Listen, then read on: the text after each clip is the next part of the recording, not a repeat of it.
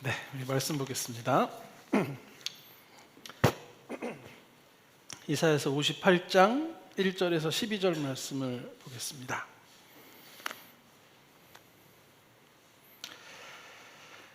네, 한 절씩 교독해서 읽겠습니다. 크게 외치라, 목소리를 아끼지 말라. 내 목소리를 나팔같이 높여 내 백성에게 그들의 허물을, 야곱의 집에 그들의 죄를 알리라.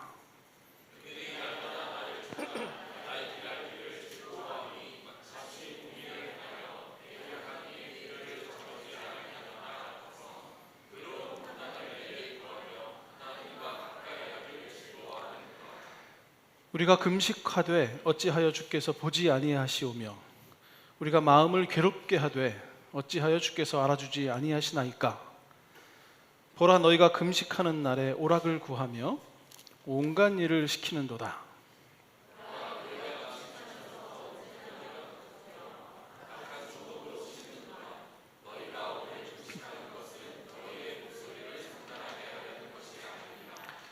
이것이 어찌 내가 기뻐하는 금식이 되겠으며 이것이 어찌 사람이 자기의 마음을 괴롭게 하는 날이 되겠느냐.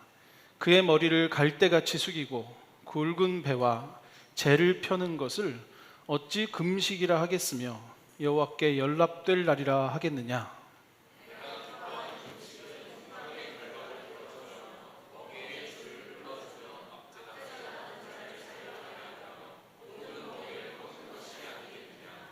또 줄인 자에게 내 양식을 나눠주며 유리하는 빈민을 집에 들이며 헐벗은 자를 보면 입히며 또 내 고륙을 피하여 스스로 숨지 아니하는 것이 아니겠느냐.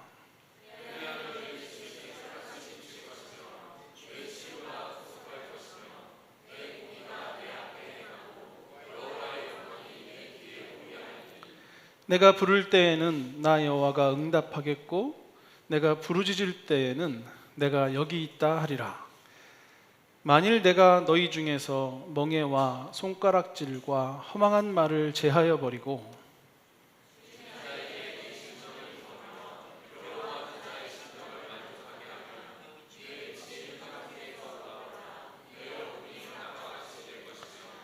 여호와가 너를 항상 인도하여 메마른 곳에서도 내 영혼을 만족하게 하며 내 뼈를 견고하게 하리니 너는 물된 동산 같겠고 물이 끊어지지 아니하는 샘 같을 것이라.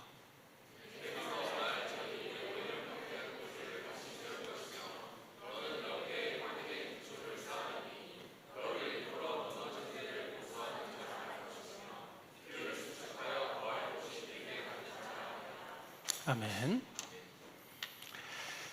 네, 오늘 우리가 읽은 이사야서 58장 1절에서 12절은 정말 많이 오해되는 구절입니다.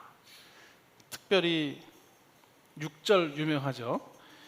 내가 기뻐하는 금식은 흉악의 결박을 풀어주며 멍에의 줄을 끌어주며 압제당하는 자를 자유하게 하며 뭐 이렇게 딱 되어 있으니까 우리가 금식을 하면 흉악의 결박이 풀어지는구나, 또 멍에의 줄이 끌어지는구나. 그러니까 힘들 때 금식을 하자. 그래서 어떤 금식기도원, 제가 실명은 거론하지 않겠습니다만 버스에 저렇게 써 있습니다. 내가 기뻐하는 금식은 흉악의 결박을 풀어주며 점점점. 그걸 보면 이제 그래, 금식을 해야 되겠다. 내가 지금 너무 힘든 일이 있는데, 너무 가슴 아픈 일이 있는데 금식을 해서 문제를 해결해야 되겠다 하고 금식을 시작합니다. 하나님 말씀엔 관심이 없고요, 그냥 내 문제 해결되는 데만 관심이 있는 거예요. 그러니까 본문을 보면서 하나님께서 뭐라고 하시는지는 전혀 관심이 없고 그냥 어떻게 내 문제가 해결되지? 이거만 이제 관심이 있으니까 멀쩡한 본문이 이상하게 보입니다. 지금 이제 제 말씀을 들으시면서 그거 아니었어? 이렇게 생각을 하시는 분들이 많을 거라고 생각합니다. 한 90%는 그렇게 생각하실 거예요. 금식을 하면 문제가 해결되는 거야 하는 본문으로 이제 이 본문을 얘기하니까요. 이사야서 58장 1절부터 5절까지를 가만히 보면 이렇게 얘기합니다. 크게 외쳐봐라. 목소리를 아끼지 말아봐라. 아주 실컷 떠들어봐라. 이렇게 얘기를 해요. 그리고는 그게 어디 금식이냐 이런 얘기를 합니다. 그죠? 네가 하는 게 금식이 맞냐? 이렇게 얘기를 합니다. 그러니까 이사야서 58장 1절부터 5절까지는 이런 상황에서 벌어지는 건데요. 이스라엘 백성들이 종교적인 제의는 엄청나게 잘 하고 있었습니다.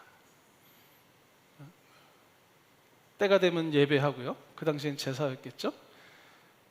그리고 헌금도 잘하고 금식도 잘하고 기도도 시간 되면 하고 이렇게 잘했습니다. 10의 1조가 기본 개념인데요. 기도도 이렇게 하루에 3번은 꼭 하는 겁니다. 3시, 6시, 9시. 우리 시간대로 치자면 오전 9시, 12시, 오후 3시 이렇게 3번 동안에는 정말 경건한 사람들의 입장에서는 길을 가다가라도 거기가 시장이든 뭐 어디든 간에 앉아서 기도를 했습니다. 그리고 금식도 일주일이면은 한 21끼 먹으니까요. 그 중에서 꼭 10의 1조만큼의 금식을 했습니다. 그러면서 기도를 했죠. 근데 이사야 시대에 그런 종교적인 행위가 없어진 게 아닙니다. 그런 종교적인 행위를 여전히 잘 하고 있었습니다. 그러면서 그들이 말합니다. 왜 우리가 금식하는데 하나님 듣지 않으십니까? 왜 우리가 이렇게 열심히 종교적인 행위를 하고 있는데 하나님 우리의 흉악 어려움을 풀어주지 않으십니까? 하고 얘기를 하니까 주님께서 뭐라고 그러시냐면 실컷 해봐라. 목소리를 높여라. 계속 해봐라 한번. 근데 너네가 하는 게 금식이 맞니? 이렇게 물어보시는 거예요. 희한하잖아요? 주님 우리가 금식을 하고 있습니다. 안 먹고 있거든요. 저희 기도하고 있잖아요. 때마다 제사하고 있잖아요. 뭐가 문제입니까? 금식이라는 종교적인 껍데기만 남아있을 뿐이지 그 안에 공의가 상실된 겁니다. 왜 우리는 금식을 합니까? 금식하면 밥을 안 먹는 거잖아요. 기도하면 일을 안 하는 겁니다. 구제하면 돈이 없어지는 겁니다. 왜 그런 이상한 일을 할까요, 우리는? 왜 나를 위해서 밥을 먹어야죠. 시간은 나를 위해서 써야 되는 겁니다. 또 돈도 나를 위해서 쓰는 거죠. 왜 구제를 하고 왜 기도를 하고 왜 금식을 할까? 그 원리, 그 뜻은 다 잃어버린 채 뭐만 하고 있냐면 계속 행위만 하고 있는 겁니다. 근데 뜻없이 하는 경우는 없잖아요. 뭔가 의미를 가지고 그 일을 할 거 아니에요, 사람들이. 본래의 뜻을 잃어버렸으면 내 욕망이라도 하나 있을 겁니다. 그러니까 그 행위를 하죠. 하나님을 예배하는 것이 어떤 의미에서 우리에게 필요한 것인가에 대한 고민이 없는 사람이 하나님을 예배한다면 본인만의 의미를 그 장소에 부여했을 겁니다. 그래도 예배는 해야 돼. 그래야지 내가 이 이너서클 안에서 뭔가 활동을 할 수 있지 라든지, 그래도 예배는 해야지, 그래도 내가 좀 부적 붙이는 것처럼 왔다 가긴 해야 되지 않나? 하는 생각을 할 수도 있습니다. 그러니까 원래 성경의 뜻이 있어요. 살다 보면 그 뜻을 잊어버립니다. 그리고 행위만 남아요. 근데 결코 행위만 남지 않고요, 그 행위 이면에 있는 나의 욕망이 남습니다. 근데 하나님 보시기에는 어땠냐면 이스라엘 백성들이 계속 이렇게 금식을 하면서 뭔가를 구하는 것이 결국 자신과 어떤 거래를 하는 것으로 비춰졌습니다. 하나님, 제가 자동 판매기에 500원을 넣었습니다. 물 한 잔은 나와야죠. 1,000원을 넣었으니까 콜라가 나와야죠. 2,000원을 넣으면 좀 건강에도 좋은 음료수가 하나 나와야 되고, 10,000원을 넣으면 한 끼 먹을 식사 정도는 나오는 게 자동 판매기의 역할입니다. 그런데 주님, 제가 금식을 10번을 했으면 저한테 뭘 좀 주셔야 되는 거 아닐까요? 제가 기도를 이만큼 했는데 이런 걸 저한테 주셔야죠 라는 하나님과의 거래가 종교 행위로 이루어지고 있습니다. 그런 상태에서 하나님이 뭐라고 하시냐면 실컷 해봐라. 실컷 해봐라. 그게 나를 위해서 하는 거 맞냐? 그게 나에게 상달되기 위해서 하는 얘기 맞냐? 하고 말씀을 하십니다. 좀 충격적이지 않으십니까? 이럴 수가. 그냥 하면 되는 거 아니야? 그냥 뭐 예배 시간 있으니까 나오고 할 일이 있으면 하면 되는 거 아니야? 싶은 상태에서 하나님이 이 행위에 대하여 전혀 인정하지 않는 듯한 얘기를 하는 게 이사야서 58장 1절에서 5절입니다. 그러니 문제는 뭐냐면요, 그들이 제사를 드리는 게 문제가 아닙니다. 금식을 하는 게 문제가 아닙니다. 기도를 하는 게 문제가 아니에요. 그것이 일상과 분리될 때 문제가 생긴다는 겁니다. 그래서 이사야서에는 너희들이 그렇게 와서 예배하는 게 나는 너무 역겹다.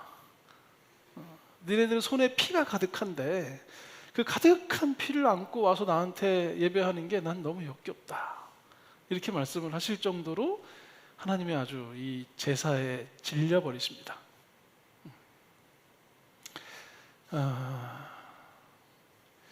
혹시 나와 함께 하는 사람이 가증하다고 느껴보셨습니까? 저 그냥 재수없어. 밖에서는 그렇게 내 욕을 하더니, 돌아다니면서 그렇게 내 욕을 하더니 내 앞에 와서는 어머 하고 뭐 이렇게 막 잘해요. 재수없어. 아니면 내 자녀들이 학교에 가서 막 누굴 때리고 다니고 누구 돈도 뺏고 막 나쁜 짓을 한다는 소식을 들었는데 집에 와서는 다녀왔습니다 인사하고 아주 모범생처럼 책상에 앉아서 공부를 하고 있는 거예요. 그걸 바라보는 부모가, 그래, 가서 어떻게 살든지 무슨 상관이냐. 네가 학교에서 애 돈을 뺏어도 좋고 애들을 패도 좋으니 집에 와서만 그냥 그렇게 그 모범생처럼 살았으면 좋겠다 라고 생각할 부모가 없는 거죠. 거기서 좀 잘 살았으면 좋겠는데. 지금 이스라엘이 처한 환경이 현재 그런 거예요. 그들은 참 열심히 제사했습니다. 하나님 앞에 와서는 최선을 다하는 것처럼 보였어요.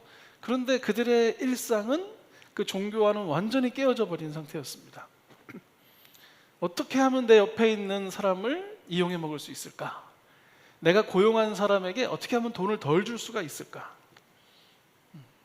이웃과 함께 하면서 조금 더 함께 해보려고 같이 교제하고 연합하고 사랑하려고 노력하지 않고 미운 거 찾아내고 쟤는 원래 나는 싫어하는 애니까 쟤는 안 볼 거야 라는 마음으로 살아가고 일상 속에서 폭력이 난무하는데 제사 드릴 때만 경건해지는 이런 모습을 보고 이제 예수님께서 뭐라 그러시냐면, 하나님께서 뭐라 그러시냐면 실컷 해봐라. 실컷 해라 그냥. 그리고 6절에서 9절 상반절까지는 이렇게 얘기합니다. 내가 기뻐하는 금식은 하고 끊어 읽으세요. 내가 기뻐하는 금식이 뭐냐면 흉악의 결박을 풀어주는 것이다. 멍에의 줄을 끌어주는 것이다. 압제당하는 자를 자유하게 하는 것이다. 모든 멍에를 꺾어버리는 그것이다. 또 줄인 자에게 네 양식을 나눠주는 것이다. 유리하는 빈민을 보면 집에 들이는 것이다. 헐벗은 사람을 보면 입혀주는 것이다. 그리고 힘든 네 고륙을 만나면 피하는 것이 아니라 돕는 것이다.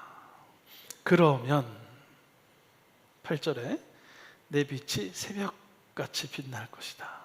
내 치유가 급속할 것이다. 네 공의가 네 앞에서 행할 것이다. 네가 그렇게 살아간 그것이 네 앞서 갈 것이다. 그리고 나는 네가 부를 때에 응답할 것이고 네가 부르짖을 때 내가 여기 있다 하고 나타날 것이다.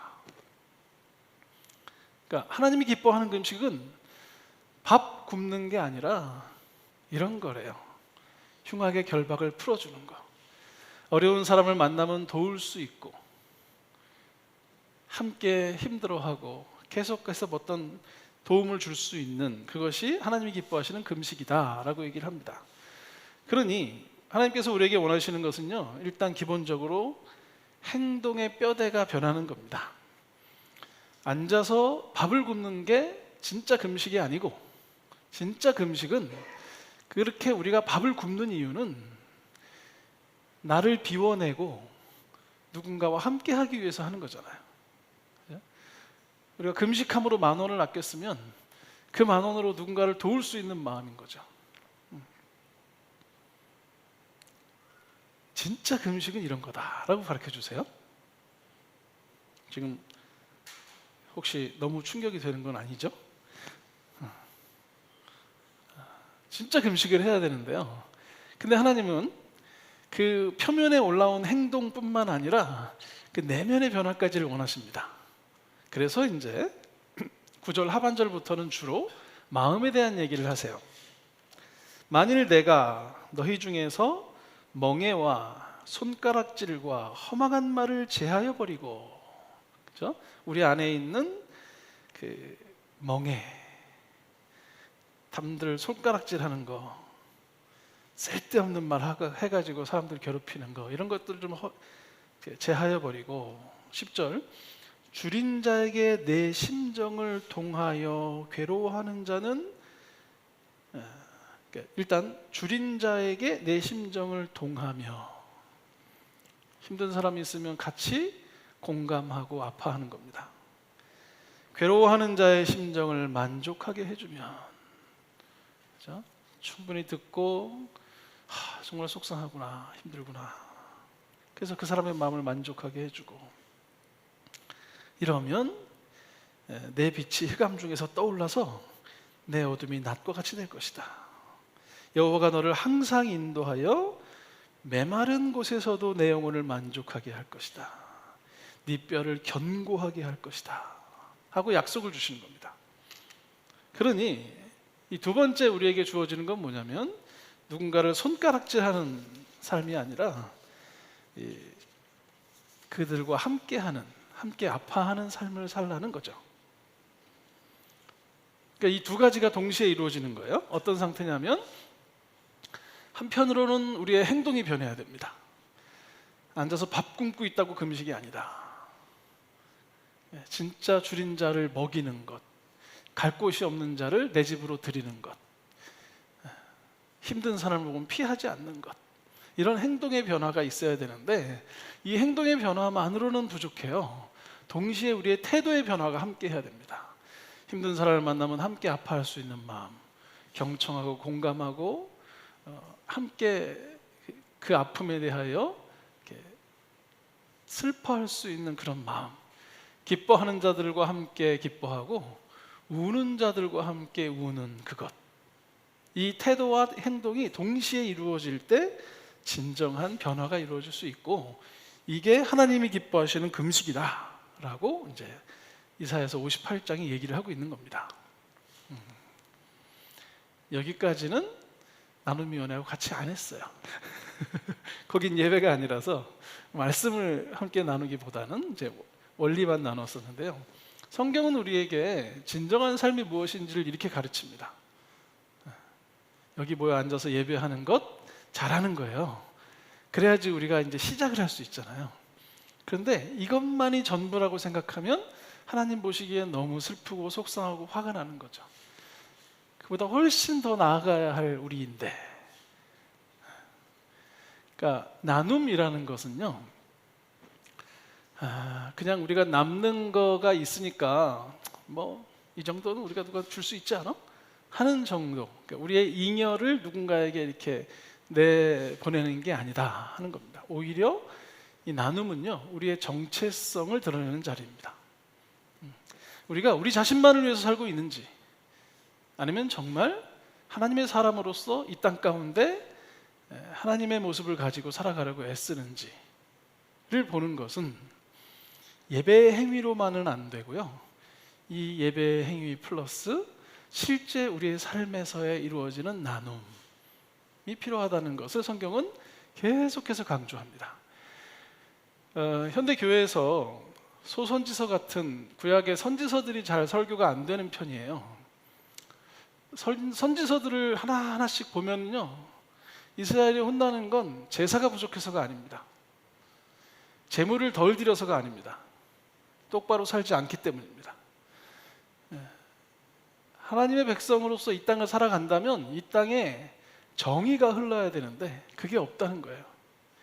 이 땅이 모든 사람이 함께 정상적인 상태로 살아갈 수 있도록 하는 존재가 우리들인데 거기에는 관심이 없고, 거기서는 폭력을 쓰면서 그 피 묻은 손을 들고 와서 그 손을 벌려서 주님께 도움을 구하는 모습을 보면서 선지자들은 아주 멸망을 선포합니다.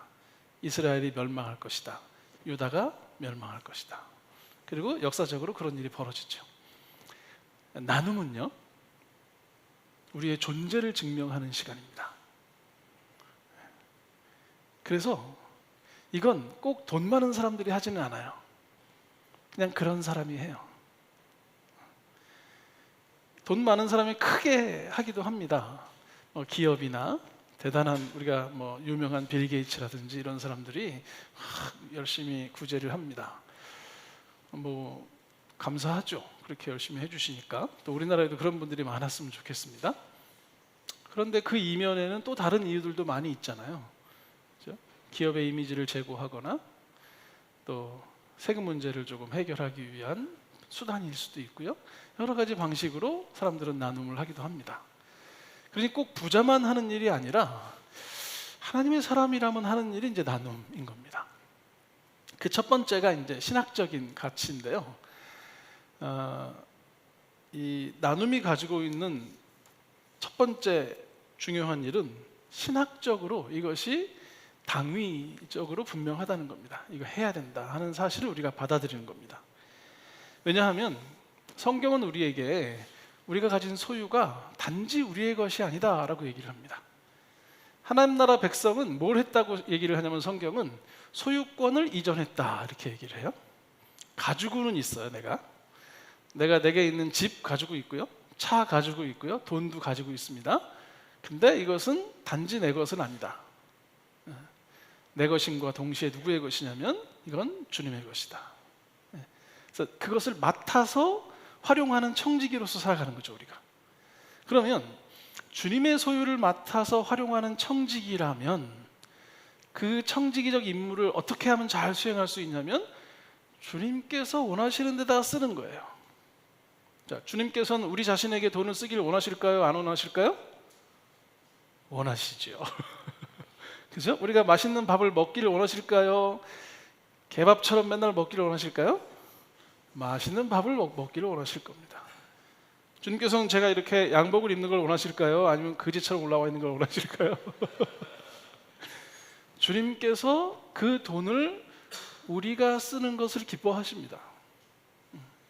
그러니 무슨 우리가 고행을 하는 사람들은 아니에요.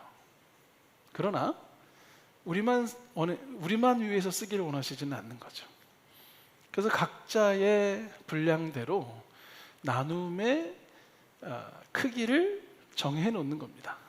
주님께서 나에게는 어느 정도의 나눔을 원하실까?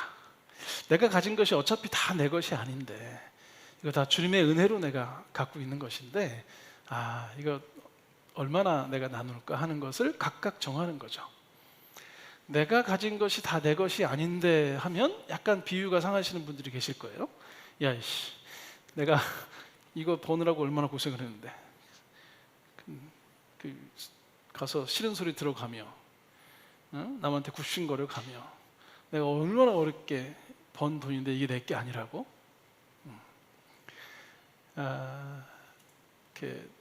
우리 거예요. 우리 건데 우리가 정말 하나님의 은혜 없이 또 다른 사람의 도움 없이 정말 그 돈을 얻을 수 있었을까? 진짜 나는 우리라는 틀을 벗어나서 나로서 존재할 수 있는 사람인가? 그래서 내가 번 돈은 오롯이 100% 다 내 것이라고 말할 수 있을까에 대한 부분은 꼭 하나님을 믿지 않는 사람이라고 해도요, 이 생태적 철학을 가진 사람이라면, 우리가 살아가는 것이 나로 살 수 없음을 아는 사람이라면 충분히 이해할 수 있는 부분이기도 합니다. 게다가 하나님의 백성으로서 우리가 하나님께 받는 은혜가 뭔지를 우리는 잘 알고 있잖아요. 그러니까 나를 위해서 쓰되, 그러나 나만 위해서 쓰라고 주신 돈은 아니다. 주께서 어떻게 쓰기를 바라실까 하는 고민들을 함께 하는 거죠. 제 경우에는 제가 가지는 수입 중에서 한 30% 정도는 나눔에 쓰려고 애를 쓰고 있습니다. 그 대단한 퍼센테이지는 아니고요. 구약은 기본적으로 우리에게 이 정도를 얘기합니다. 구약에 있는 11조뿐만 아니라 구약에 있는 여러 그 제도들을 좀 종합해 보면 한 10분의 3 정도는 되는 것 같아요. 그리고 신약은 11조에 대한 강조를 전혀 하지 않습니다. 그죠? 전체가 다 하나님 건데 그걸 굳이 강조할 필요가 없어요. 그래서 그냥 그런 강조 자체를 안 합니다. 그거를 가지고 11조는 없어졌다 이렇게 표현할 수도 있어요. 11조 안 해도 된다. 대신에 전부를 드리는 삶을 사는 겁니다. 이제 저는 개인적으로 이제 그런 기준을 가지고 살아갑니다. 그게 제 정체성인데요. 제가 만약에 1,000만 원을 벌면 그 중에 30%를 할 거고요. 100만 원을 벌어도 그 중에 30% 정도는 하려고 애를 씁니다. 막 우리 집 망해가는데 막 열심히 나누자는 얘기가 아니라요. 각자 그런 정도의 그 자기 기준 정도는 가지고 있어야 나눔이 시작된다는 걸 말씀드립니다. 나눔은 내가 이렇게 남는 걸 누구한테 주는 게 아니라 내 소유와 내가 가지고 있는 그 뭐 어떤 소득 중에서 나는 이렇게 할 거야라는 우선순위를 좀 가질 필요가 있습니다. 그렇지 않으면 우리는 늘 모자랍니다. 늘 부족합니다. 우리가 언제 풍성한 적이 있었겠습니까? 그런데 하나님은 그 나눔을 통해 우리를 또 풍성히 하시는 거죠. 내가 나누면 저 사람이 풍성해지지만 저 사람이 나누면 또 내가 풍성해집니다. 이걸 선물의 경제라고 하는데요. 서로가 서로에게 선물을 하는 삶을 살아가는 거죠. 요건 예수 안 믿는 사람도 해요. 이 정도는 예수 안 믿는 사람들도 다 동의하는 바가 있습니다. 물론 아주 탐욕스러운 사람들이 있겠지만 그래도 사회적 경제를 이루고자 하는 사람들은 그런 선물의 경제를 추구합니다. 그리스도인들은 희년 경제를 추구하죠. 희년은 어떤 날입니까? 안식년이 있고 희년이 있는데요. 안식년은 7년마다 한 번씩 돌아오면 땅을 쉬게 해주는 겁니다. 내가 그냥 버는 게 아니잖아요. 이 땅이 수고한 걸 내가 거두는 거잖아요. 그러니 이제 7년에 한 번은 땅을 쉬게 해주는 제도가 안식년 제도이고요. 희년은 뭐냐면 이게 7번이 지나면 50년이 되잖아요. 50년째 되는 해가 되면 모든 빚을 탕감해 주는 겁니다. 가난한 사람들이 그 가난으로부터 벗어날 수 있게 해주는 거죠. 그 가난이 대물림되지 않게 해주는 제도가 이제 희년 제도입니다. 이게 주께서 이게 구약 성경에서 우리에게 주셨던 경제 개념이거든요. 뭐 성경에 그게 이루어졌다는 얘기는 한 번도 안 나왔어요. 그리고 지금도 여전히 그거는 잘 안 될 거라고 믿습니다. 그러나 우리는 이제 그걸 어떻게 흉내내고 살까를 고민하는 겁니다. 예를 들면 이런 거예요. 제가 이제 우리 교회 오기 전까지 샬롬 자유학교라는 곳의 그 대표로서 학교를 운영하는데 제가 만들어 놓은 것 중에 하나가 샬롬은행 자유저축이라는 걸 하나 만들었습니다. 법인 아니고요. 그냥 우리끼리 하는 소모임이에요. 월급을 받으면 10분의 1을 그 통장으로 집어넣습니다. 최대 30만 원까지 집어넣게 하고요. 최소 10만 원은 집어넣으라고 그래요. 막 5만 원 넣고 만 원 넣고 그러면 안 되니까 10분의 1을 집어넣으려고 애를 써요. 저는 그 만든 지 한 6년 동안 한 번도 빠지지 않고 30만 원씩 집어넣습니다. 최고 금액. 학생 중에 어떤 아이들은 용돈 받아서 10만 원 넣는 아이들도 있고요. 해외 나가신 선교사님들도 돈이 없으니까 어쨌든 한 달에 10만 원씩 집어넣습니다. 그래서 만약에 이제 100만 원이 모였다 하면 그 중에 10%를 학교를 위한 기금으로 마련을 해요. 우리 나눔 기금 하듯이. 그럼 90%가 남았잖아요. 이 90%를 다 똑같이 나눠 갔습니다. 저는 30만 원 냈는데 10몇만 원 들어와요. 근데 한 10만 원 낸 애들은 한 15만 원 받으니까 좋겠죠. 제가 그 아이들한테 그럽니다. 평생 해야 된다 이거. 만약에 더 냈는데 아까운 사람은 하지 말자. 덜 냈는데 많이 받아서 기분 좋은 사람도 하지 말자. 그냥 우리가 그런 희년의 경제를 작은 곳에서라마 만들어 보자. 그리고 저는 이제 그런 모임을 또 만들고 또 만들어서 조금씩 하려고 애를 씁니다. 왜 그러냐 하면 이게 옳기 때문입니다. 하나님께서 우리에게 동일하게 비를 내리시고 해를 주십니다. 그런 하나님의 은혜가 없으면 지금 우리가 하는 노동의 대가가 과연 다 들어올까 나에게. 내가 그냥 받는 게 얼마나 많은데 그 중에 일부는 내가 하나님께 그리고 나와 함께하는 사람들과 함께하는 게 옳지 않은가 하는 게 우리의 나눔의 첫 번째 정신입니다. 나눔은 분명히 하나님께서 우리에게 요구하시는 바인 거죠. 그런데 그 나눔이 사회적 가치를 갖습니다.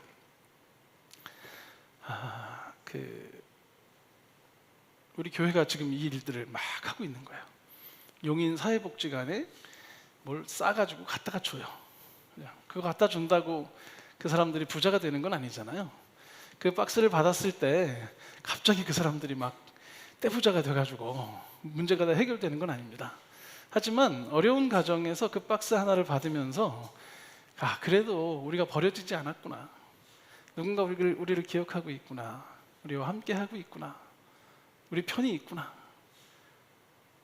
뭐 이런 마음을 갖게 되는 거죠. 뭐 대단한 도움은 아니잖아요. 그러나 의미가 있는 일입니다. 이렇게 사회적으로 우리가 역할을 해나가는 겁니다. 뭐 또 만약에 우리가 할 수 있다면 이런 것도 할 수 있겠죠. 이건 이제 러빙 핸즈라는 그 기관에서 하고 있는 일인데 저도 2명을 졸업시켰거든요. 어른이 한부모 가정이나 조성 가정의 청소년과 1대1로 친구 맺기를 하는 겁니다. 그래서 이제 중학교 때부터 초등학교 3학년 때부터 시작을 하는데요. 뭐 이렇게 어릴 때 걔랑 저랑의 친구가 되잖아요. 그러면 제가 하는 일은 뭐냐면 한 달에 2번 만나서 밥 사주기입니다. 한 달에 2번 가서 밥을 같이 먹어요. 그냥 잔소리 안 하고요. 뭐 공부 열심히 해라 이런 거 안 하고 뭐 이렇게 해야 성공한다 이런 얘기 잘 안 하고요. 뭐 먹고 싶냐? 그러면 뭐요? 그러면 가자. 그러고 너무 비싼 거 먹자고 하면 야 너무 비싸 임마. 10,000원 이렇게 얘기해가지고 어쨌든 한 달에 2번 밥을 먹어요. 그렇게 중학교 1학년 때 만났으면 6년 동안 한 달에 2번씩 걔랑 저랑 밥을 먹는 거예요. 그리고 이제 고3이 되면 졸업을 시킵니다. 제가 지난 2월 달에 한 명을 졸업시켰는데 그 전에 한 명이 있었고요. 그게 굉장히 귀찮은 일입니다. 귀찮아 죽겠네 하면서 걔를 만나요. 만약에 우리 교회에서 10명이 혹은 20명이 이 흥덕 지역에 그 일을 시작하면 그러면 어떻게 될까요? 그래서 이 지역에 있는 조선가정 아이들이나 한부모 가정 아이들이 예를 들면 남자는 남자와 여자는 여자와 매칭을 하는데요. 엄마가 키우는 남학생, 이 남자 어른을 만날 기회가 잘 없는 거죠. 그러니까 좋은 아빠 경험을 잘 못했어요. 근데 웬 옆 동네 아저씨가 와갖고 맨날 밥을 사줘요. 처음에 이 인간이 왜 이러나 싶은데 2년, 3년을 지나면 하다가 졸업할 때가 되면 이제 같이 친구가 돼요. 그래서 뭐 굳이 그 후로 뭐 밥을 안 먹어도 필요하면 연락이 오기도 하고 뭐 대화를 나누기도 하고 그러는 거죠.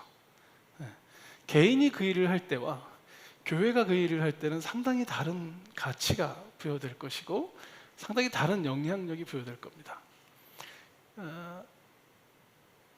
가끔 하는 얘기인데 과연 이 동네에 세기쁨교회가 있는 게 이 동네 사람들에겐 어떤 의미일까? 작게는 이 건물 안에 교회가 있는 게 이 건물 사람들에게는 어떤 의미일까요? 시끄러워. 주일만 되면 시끄러워. 요즘엔 격주로 시끄러워. 뭐 이럴 거 아니에요. 예? 도대체 뭐 있는데 우리랑 무슨 상관이야? 떡이 나와 밥이 나와. 그리고 가끔 뭐 우리는 안 하지만 아직은 전도한다고 띠들로 돌아다니면서 지네 건물 안으로 들어오라고만 얘기하지 뭐 이 사회에 무슨 의미가 있겠어. 그런데 이 동네 맛집이 하나 사라지면 엄청나게 많은 사람이 속상해하고 분해하고 억울해할 겁니다.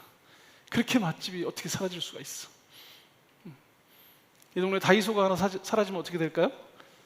열받죠. 근데 우리는 도대체 어떤 존재로서 이 지역에 존재하는 것인가? 이런 고민들을 하는 게 나눔의 역할이죠. 게다가 이제 우리 선교적인 일을 우리가 아주 잘 감당하고 있는데요.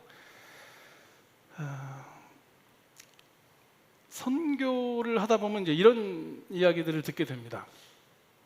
우리나라에도 힘든 데 많은데 뭐 굳이 또 해외 선교를 한다고 저러나 뭐 이런 얘기들이 많아요. 그죠? 뭐 우리나라에도 힘든 데가 많죠. 네.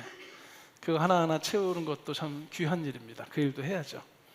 다만 교회가 해외 선교를 하는 이유는 크게 두 가지일 텐데, 우리나라가 가지고 있는 그 사회 안전망처럼 촘촘하지 않은 사회 안전망을 가진 나라들이 참 많습니다. 그래서 우리나라는 그래도 국가적 시스템 안에서 이렇게 커버되는 양이 좀 많이 있는데 그렇지 않은 곳이 너무 많은 거예요. 제가 25년 전에 태국에 갔는데요.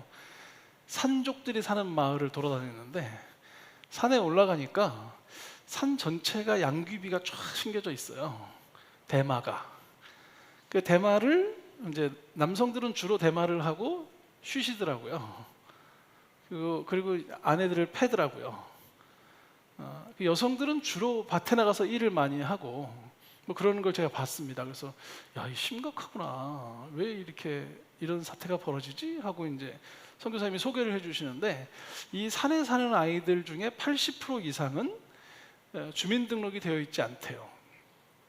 그래서 오늘 죽어도 모릅니다. 국가가 그러더라고요.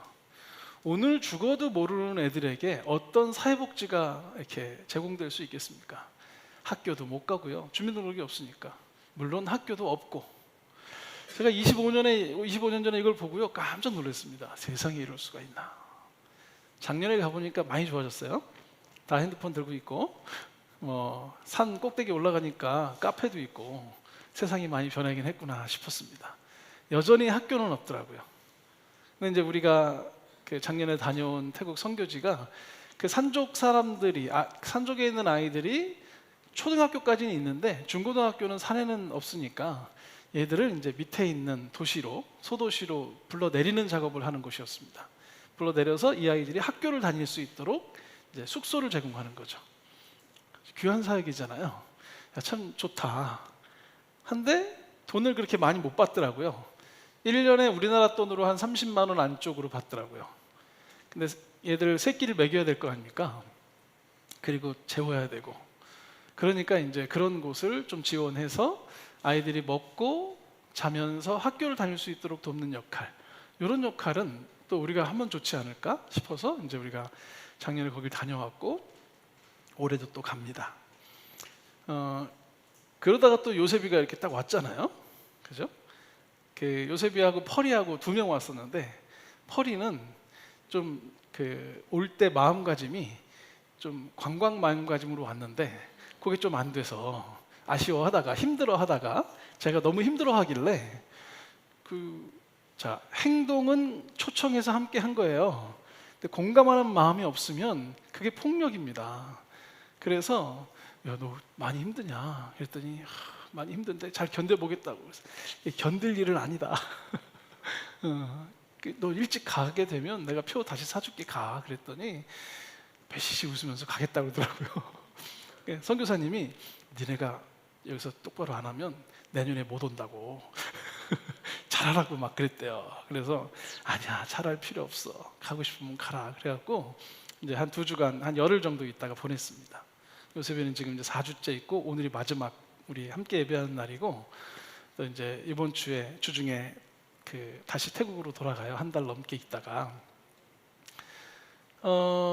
그렇게 한국을 경험하게 해주는 것도 상당히 의미가 있는 일이죠. 그래서 우리가 더 잘 사는 나라니까 여기 와서 배워, 이런 마음 말고, 이 아이가 무슨 상상을 하게 될지, 어떤 영향을 받게 될지 우리는 알 수 없지만 하나님만의 한 가족으로서 섬기는 모습으로 그냥 함께하고, 참 아름다운 모습입니다. 이 자리를 빌어서 누구를 우리 집에 초대해서 2박 3일을 함께하며 재우고 먹이고 한다는 게 보통 일이 아닙니다. 근데 이제 그 일을 감당해 주신 네 가정께 정말 감사를 드립니다. 이렇게 우리가 이 나눔이라는 것은 신학적으로 하나님께서 우리에게 마땅히 요구하시는 바이고, 또 사회적으로 이 땅에 교회를 가능하게 하는 일이기도 하고, 또 우리도 당연히 사회적인 기여를 하는 사람들이 되어야 할 것이고, 그리고 선교적으로도 상당히 가치 있는 일입니다. 이 우리 나눔위원회가 이걸 좀 이렇게 쭉 이렇게 앞장서서 진행하고 있는 중입니다. 이참에 우리 나눔위원회에 박수 한번 드리겠습니다. 네. 정말 애쓰고 계신데요. 나눔위원회와 함께하면서 이런 부분들은 우리가 정말 잘 신경 써서 하자라는 말씀을 드렸습니다. 첫째는 성경적으로 잘 분별하자.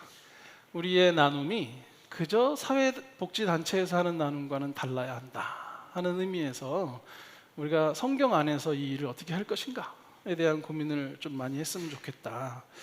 그래서 하나님의 뜻을 잘 분별하는 것이 나눔위원회에서 첫 번째로 해주실 일입니다 라는 말씀을 드렸고요. 두 번째는 우리의 가슴이 그렇게 뜨겁더라도 분석은 객관적으로 하자. 그냥 주관적으로 기분대로 하다 안 하다가 아니고, 혹은 그냥 이 사람한테 하자, 어디다 하자가 아니라 객관적으로 분석해서 명확하게 좀 할 수 있으면 좋겠다 하는 말씀을 드렸고, 그리고 투명하게 해야 된다 하는 말씀 드렸고, 마지막으로 연대해야 된다 하는 말씀 드렸습니다. 이 성경적인 분별과 객관적인 분석, 그리고 투명한 행정에 대해서는 우리 이제 나눔위원회랑 충분히 얘기를 했는데요. 그때 이제 공공연대도 함께 얘기를 했는데, 사실 교회가 나눔을 한다는 것은 아주 중요한 일이기는 한데 좀 버거운 일이기도 합니다. 우리 힘들잖아요. 어디 예를 들어서 용인 사회복지관이 있으니까 우리는 여기서 한번 싸기만 하면 됐었는데, 이거를 우리가 대상자를 파악하고 그 집에 갖다 주고 그들과 관계를 맺고 하는 일까지 하기에는 좀 벅찬 부분이 있죠. 그러니까 이제 이렇게 용인 사회복지관과 함께 했습니다. 그런데 그 희망상자를 쌓는다는 아이디어는 어디서 갖고 왔냐면 기아대책에서 갖고 왔습니다. 거기서 그런 일을 하고 있대. 이거 좋은데? 이거 우리도 하자. 그러니까 교회는 막 새로운 일을 창출해서 뭔가를 하기가 되게 어려워요. 연대해서 일을 하는 거죠. 이번에 만약에 우리 태국 친구들을 우리 한국으로 이렇게 초대했을 때 우리 교회가 그걸 다 감당하려면 안 됐을 겁니다. 그런데 샬롬 자유학교랑 연대를 한 겁니다. 그래서 일요일 밤부터 금요일 저녁까지는 샬롬 자유학교가 책임지고 우리는 주말에 홈스테이를 하고, 이렇게 함께 하니까 이 일이 한 달 넘게 가능해지잖아요. 이런 것처럼 우리가 홀로 할 수는 없으니까 전문 기관이든 또 우리와 함께 할 수 있는 기관이든 이렇게 연대해서 하는 일들을 우리가 잘하자 하는 의미에서 우리가 이런 역량들이 필요하지 않을까 하는 말씀을 좀 나눴고요. 결국 이제 우리 모든 성도님들이 나눔위원은 아니기 때문에 이런 정신을 가지고 이런 이유 때문에 우리가 나눔이라는 것을 계속 하고 있다는 것을 잘 동의해 주시면 좋을 것 같아요. 지금 우리가 원래 정관상에는 10%를 하게 되어 있습니다. 그런데 운영위원회에서 회의하고 하면서 아직 우리가 좀 연약한 지체이다 보니 5%만 하자 하고 5%를 가지고 이제 이런 나눔을 하고 있거든요. 이제 이게 정상적으로 10%로 갈 수 있는 날까지 우리가 정말로 계속해서 함께 해야 됩니다. 이건 나눔위원회의 일이 아니고 나눔위원회가 우리 전체 공동체를 대표하여 그 일을 해주시는 거예요. 그러니까 이제 우리도 함께 이 일을 하는 겁니다. 그래서 뭐 태국 선교를 가나보다 이렇게 계시면 안 돼요. 기도하셔야 됩니다. 이번에 이미 15명이 신청을 했습니다. 태국 선교 가는 거. 이만큼만 가도 벅차요. 차 2대 빌려야 되고요. 행정적으로 보자면 이제 복잡해집니다. 숙소가 돼? 뭐 이런 고민이 될 텐데 그럼에도 불구하고 더 가시겠다는 분이 있으면 함께 갈 겁니다. 기도하십시오. 기도를 같이 해주십시오. 7월이 되면 또 우리 태국에 있는 태권도 대표단이 한국을 방문해요. 우리 한국 선교사님이 하시는 팀인데 오면 맨날 꼴찌하고 갑니다. 그죠? 어쩔 수 없어요. 그래서 딴 데는 막 다 국가에서 전문적으로 하는 건데 그분 그냥 개인적으로 봉사하시면서 헌신하시는 거거든요. 왔을 때 저희 교회가 또 한 번씩 섬기기도 합니다. 그 아이들에게 문화 체험을 할 수 있도록 어떤 문화냐면 롯데월드 문화를 한번 체험하도록 이렇게 주기도 하는데요. 이번에 한 40명 오더라고요. 그래서 야 많이 온다 했더니 이제 저기 국경 지역에 있는 아이들 뭐 어디 있는 애들이 이렇게 연합해서 이번에 온다고. 그런 아이들이 왔을 때 한국 사람들이 손 한번 내밀어주고 기독교의 이름으로 한번 교회의 이름으로 한번 섬겨주는 것 얼마나 소중한 일입니까? 또 용인사회복지관하고도 앞으로도 어떻게 연계가 되어갖고 더 많은 일들을 해나갈 거고요. 기회가 된다면 우리가 뭔가 하나 시작해봐도 좋고 막 이런데 그 가장 기반에는 먼저 기도가 되어야 됩니다. 우리의 마음이 동하지 않는데 프로그램으로 계속 돌리는 것은 한계가 분명합니다. 돈이 없어지면 그거 먼저 줄이는 거예요. 계속 기도하면서 이 교회가 하나님의 통치를 이 땅에 실현하는 나눔의 공동체가 되게 해달라는 마음으로 계속해서 기도하는 것이 이제 우리의 굉장히 중요한 역할일 거고요. 그리고 이 일을 위해서 계속 헌금을 해주셔야 됩니다.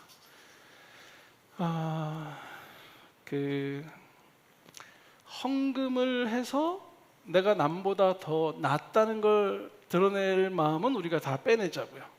그런 마음으로 헌금하지 말자고요. 다만 내가 그리스도인으로서 할 도리를 한다는 마음으로 헌금하자고요. 누가 뭐 제일 많이 냈대더라 뭐 이런 거 말고, 그죠? 누가 뭐 엄청 했대더라 이런 거 말고요. 그냥 우리가 각자 우리에게 있는 것을 하나님께 드리는 거죠. 뭐 남 따라 할 것도 없습니다. 그러나 우리 여기 10대 아이들 많이 있는데 10대 친구들 1,000원도 괜찮아. 헌금은요 우리를 하나님께 드리는 행위이지 돈을 적금하는 게 아니에요. 그러니 내가 하나님께 나 자신을 드립니다 하는 마음으로 현재 나의 용돈에서 나는 얼마를 해야 되겠다 하는 마음을 가지고 해나가는 것. 돈을 1,000만 원 버는 사람이 기준을 세우는 건 어렵습니다. 엄마 아빠 용돈을 5만 원 받으면서 기준을 세우는 건 쉬워요. 그때부터 시작을 하는 겁니다. 나는 소득의 10%를 나는 헌금할 거야. 엄마가 10만 원 주시니까 10,000원을 헌금해야지. 뭐 이런 마음이라도 지금부터 갖는 것이 매우 중요합니다. 10대 친구들. 나중에 갑자기 생기지 않아요? 그리고 이제 우리가 헌금할 때 적선하는 거 아니니까. 헌금의 의미는 2가지거든요. 하나는 하나님께 올려드리는 거고 하나는 공동체에 연보하는 겁니다. 그래서 제 삶이 하나님 앞에 있습니다 하는 신앙의 고백이기도 하고요. 동시에 제가 이 공동체를 통하여 참 많은 유익을 얻습니다. 그래서 이 공동체를 위하여 내놓습니다 하는 마음도 가지고 계속해서 헌금을 하면 공동체는 현재로서는 5%를 계속해서 나눔에 쓰겠습니다. 그러면서 이제 나눔이 풍성한 교회로, 그래서 하나님의 통치를 이 땅에 세우는 교회가 될 겁니다. 그리고 이제 우리의 각자의 삶의 자리에서 나눔을 실천하시면 참 좋을 것 같아요. 돈만으로 하는 건 아니니까 어려운 사람 보면 함께 들어주고 공감하고 같은 마음을 품고 사랑하고 섬기는 삶으로 우리의 나눔을 실천해 가면 좋을 것 같습니다. 세기본교회는 담장 안에 머물지 않겠습니다. 투명하고 진실한 마음으로 우리의 나눔으로써 우리 자신을 증명해내겠습니다. 그리고 영웅이 되려 하지 않고 증인이 되려는 마음으로 다른 사람들과 연대하겠습니다. 그렇죠? 하나님 우리를 증인으로 부르셨는데 우린 자꾸 영웅이 되고 싶어서 우리 교회의 이름을 드러내고 싶을 때가 참 많거든요. 그게 별로 중요한 일은 아니지 않습니까? 증인으로서 이 땅을 잘 살아가는 것, 그런 것들이 우리에게 필요할 것 같습니다. 그래서 이런 세 가지 대화를 오늘 함께 해볼 텐데요. 일단 성경 본문을 생각하면서 하나님께서 삶이 묻어나지 않는 형식적인 종교 행위를 기뻐하지 않으신다는 말 어떻게 들리시는지, 어떤 생각이 드시는지 혹은 어떤 느낌인지 한번 나눠봐 주시고요. 나눔의 신학적 가치, 사회적 가치, 선교적 가치, 이 세 가지를 말씀을 드렸었는데 이 중에 나는 이게 제일 중요하다 하는 게 있으시면 좀 말씀을 나누시면 좋겠고요.